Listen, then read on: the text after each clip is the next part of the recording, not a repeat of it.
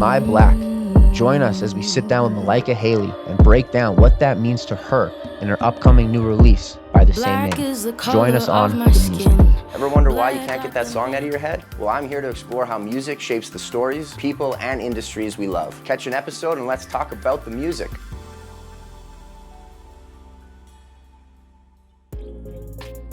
What's up? We are back here on The Music. We just finished up chatting with Murray Emery, talking about his band Prisoner and studio Crooks Hollow. Now I'm sitting here with Malaika Hailey. Very excited, amazing artist and friend, and we're going to chat about the music. Hell yeah. Yeah. Let's get into it. Malaika. Off the bat, am I allowed to cuss? Is this? Okay. Because naturally that's what okay. You do. You be you. Okay. I'm like, is this my mom's house or is this the club? No, it's you. You know what I'm saying? It's your house. Yeah, we're in your living room I now. love that. Bring us in.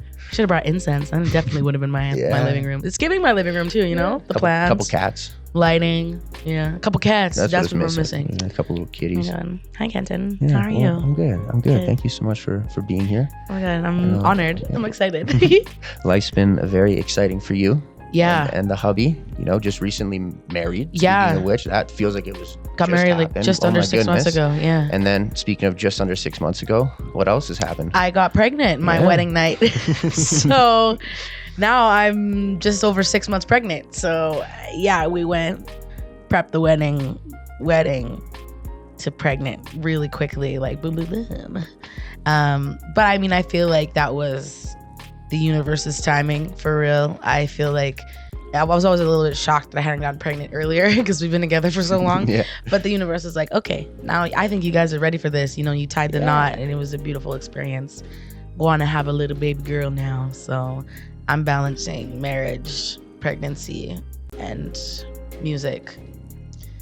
Trying to do it evenly, but it's more of a juggling act, to be honest. Yeah. One ball's a couple balls in the air, but they're not all three up in the air at the same time ever. No. They can't be. I'm not that coordinated, so. Well, what's impressive to me is, you're talking about this timeline, everything that's happened. Also, you're playing shows. You've been traveling. You've been playing shows. You've been singing. You've been playing with other bands. You've been still writing. We got another song coming out. So you've been balancing it. And life does those things, right? Where you got to experience some shit before you can even really write about it. So I'm so excited for this next chapter of motherhood and stuff for you. And for the music, it's gonna do so much for the music. How that's gonna translate into the art. You know what I mean? Me too. Actually, I'm super. I'm excited for how that is all gonna play out. I went through kind of that first trimester was total shit, and then once the nausea and all that started to fade away, then I got really inspired and creative and I started writing a lot again. And now I'm kind of just yeah, you're right. Writing, I feel, is the part that I was the most oh my God, I'm gonna be so inspired. My body's gonna change. I'm gonna change as a person. My values and my what's important to me are going to change. And so then my music's going to change.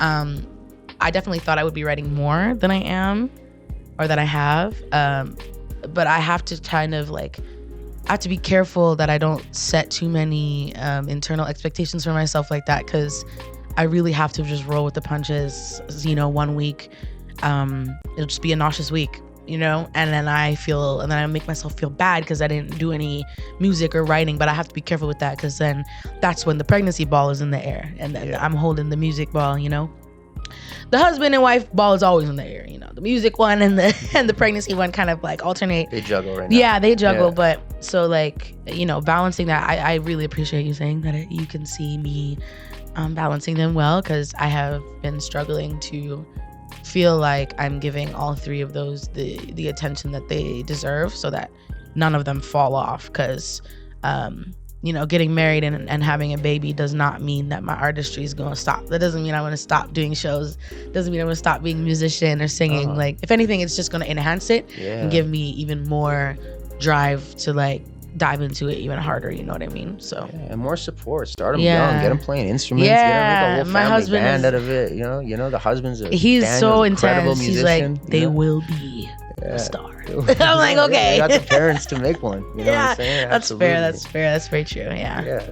But no, and I think that, you know, that's fair, what you're saying too, just to be kind to yourself, you know, because you can't, I think we, as artists and creators, we put a lot of pressure on ourselves to create. You can't necessarily force the inspiration. You can always set time aside to write and stuff, but I think it really is, you know, the lived experiences. Yes. And you're so in tune with the universe and what's going on in your body and stuff that, you know, you can feel that bigger picture of where things are headed and where things are at, you know. And, definitely.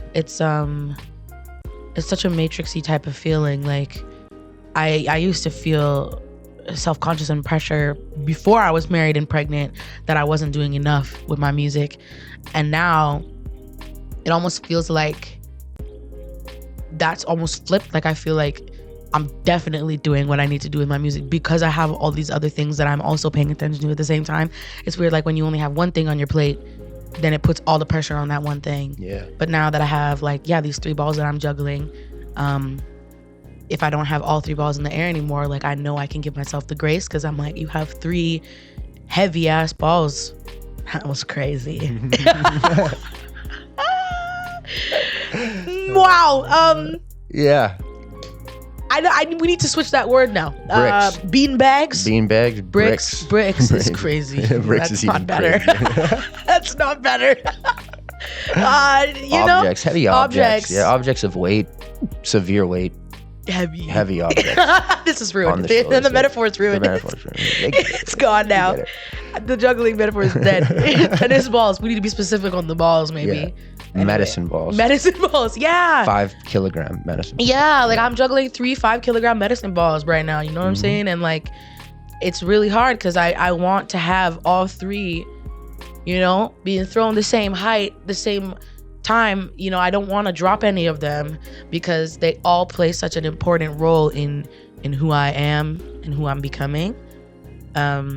But if I drop one of those, then that's gonna alter who I become, and I can't afford that because those 3 things kind of make up like a very big aspect, like including the universe and source, and God, whatever word you want to use, between the, you know, then it's 4. And those are kind of the most important things to me right now, you know, my husband, my baby, my music, and the universe. And so like making sure that I keep those all a priority is weird, and it's tricky because like they all play different roles. They all feed different parts of who I am. They all, you know, they carry different kinds of weight. You know, the weight is carried in different places. Yeah. Some of those things, like being a wife for me is pretty easy. You know, I've been with him for a really long time, but that doesn't mean that I can't stop paying attention. Yeah. I have to make sure I'm still on it because he's changing a lot. I'm changing a lot now. So that ball also needs to stay active, you know, and the music is something where like, obviously that's always changing, and obviously there's going to be new opportunities, new music, you know, so that one seems more like obvious to pay attention to. But yeah, just that balancing act is like, it's about what I expected, to be honest. I feel like people have been really recognizing me for juggling like I am, and I feel like it's not that deep, guys. Like I'm really not doing all that much. Like I went to Vancouver to perform with the Junos with K-Riz and the family. Shout out K-Riz, big mind. But like, you know, people were like, oh my God, I can't believe you did that. Like, oh my God, like you went and traveled and performed 6 months pregnant. And I'm like, yeah. What else am I supposed to do? Yeah, like what was I supposed to do? Yeah. Like, of course I did. It's just an addition. I was gonna say no. Like, no, of course there's no way unless I'm contracting. We're on the stage. Yeah, it is weird though because she jumps around a lot during the music. Yeah. When it's playing. Well, so she's probably getting used to like the music, and she's hearing that. That's probably really cool. Like, you know, to hear your mother singing already, and the resonance in the band, the energy. Like, it's probably she can come out already dancing. I'm so excited to see how that translates once she's out. Like, you know, we're gonna be she's an industry baby for real. So we're gonna get her them little like sound canceling headphones, and you know, as much as my husband can come to the shows, she'll be there too. Little Carrie with the earmuffs, and I'm thinking she'll be chilling because she's mostly chilling now. The reason she jumps around when I'm performing is because I'm jumping around. If you've seen K-Riz and the family perform, it's very upbeat, you know, we're moving a lot, it's very jazz influenced. So I think that's why she's freaking out. She's like, oh my God, what are you doing? But she likes the music, you know. She usually, if I'm listening to music or if I'm singing, she's chill. She's quiet. She's not moving or anything like that. She's attentively listening. Yeah, she's listening. Taking it in. Yeah, and in my body, I interpret that as has peace. You know, she's feeling peaceful.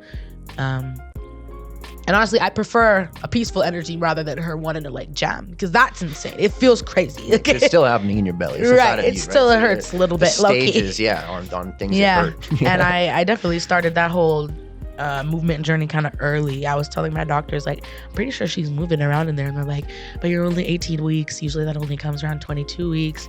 Like, no, I know this is her moving. And then I saw it on the ultrasound. I watched her move and I felt it at the same time, and I'm like, validation.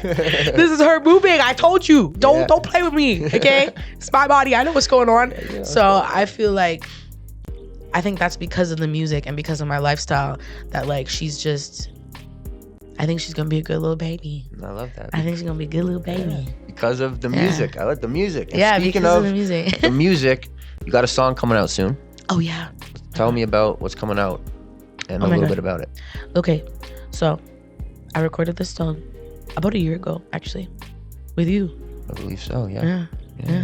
Yeah. Shout out Kenton Edwards right here, you know what I'm saying? I recorded it with you and some other people. It's a song about the Black experience, specifically for me.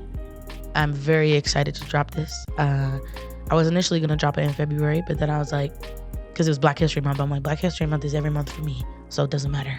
And so the song is just about my experience, my experience.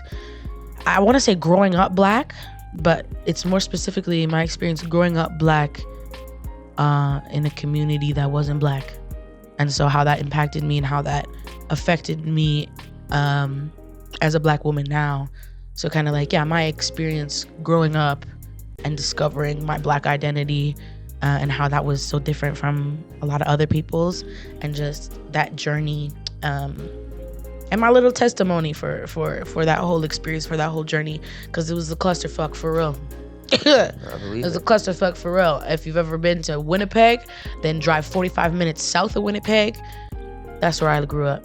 And that's some tough shit. It's not an easy place to be, especially if you're a person of color. I was the only Black woman. I was the only Black person in my entire school for years. And it was like 7 to 12.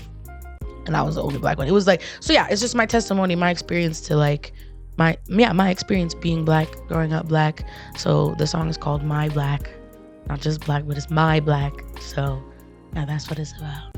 That's beautiful, Malaika. Oh, thank you. Hell yeah, I'm excited to hear this, and I think that that's very obviously deep subject matter, but also being a white dude growing up on the prairies in small towns. I think there's a lot of other people who may feel isolated or that song will relate to. Like, we still are all community and stuff, but it's different. It's different cultures and stuff. But when you're not growing up really around that, you get this search for identity. It's some deep shit. So I think that you found that through that song too, which is like a beautiful thing. For the people who like grew up in one specific community and never really felt a connection to them, and then found the community that they felt like they belonged in, but because of the upbringing that they had, maybe they were denied in this community, or they weren't considered legitimate, or they were considered a joke because they didn't grow up in that community that they've now found and feel accepted in. And so just like, it's a solidarity song. It's for the people out there who maybe feel like they weren't accepted by the community that they feel that they belong into.